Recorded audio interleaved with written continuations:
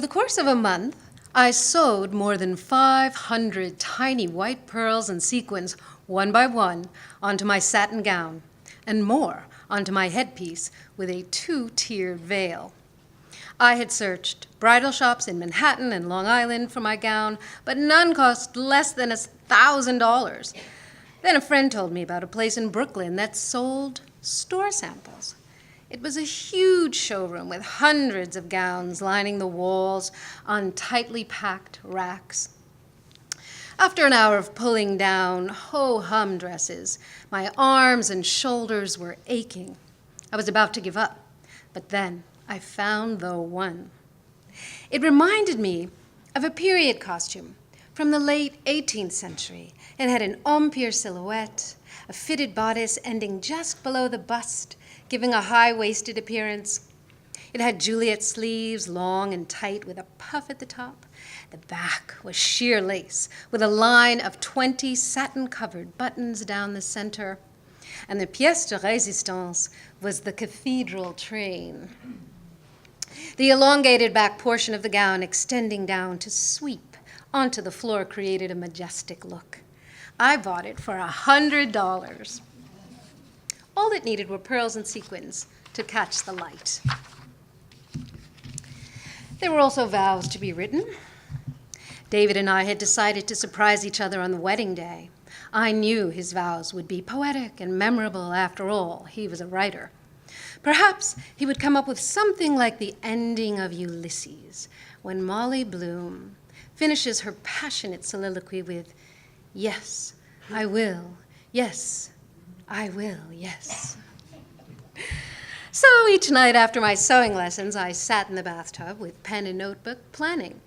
Write your vows, wedding's almost here. I scribbled and crossed out, scribbled and crossed out. To elevate my own 3-page outpouring of hopes, dreams, and commitment, I chose Shakespeare's sonnet number 116, which begins, "Let me not to the marriage of true minds admit impediments." And there were no impediments as I walked down the aisle of the Church of Our Savior on East 38th and Park. Everything was perfect. As I passed each pew, I could hear our guests gasp with awe at the elegance of my sparkling gown and the dramatic trail of my ruffle-edged train gliding across the marble floor. The altar was surrounded with ornate bronzework and deep red gladiolus. I was to read my vows first. I had practiced it 5 full minutes. And by the time I finished the sonnet, I could see my sister's eyes tear up with approval. Then, filled with anticipation to hear the vows my talented and romantic husband-to-be would offer me, I waited. David coughed. Coughed again. Then paused before speaking. As Yogi Berra once said, baseball is the most important thing in the world, but love is pretty good too.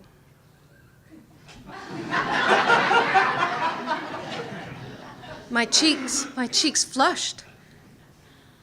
He cleared his throat, paused again. He'd never written his vows. He was winging it. I was so stunned I couldn't hear anything until he ended with, "And you can take that to the bank."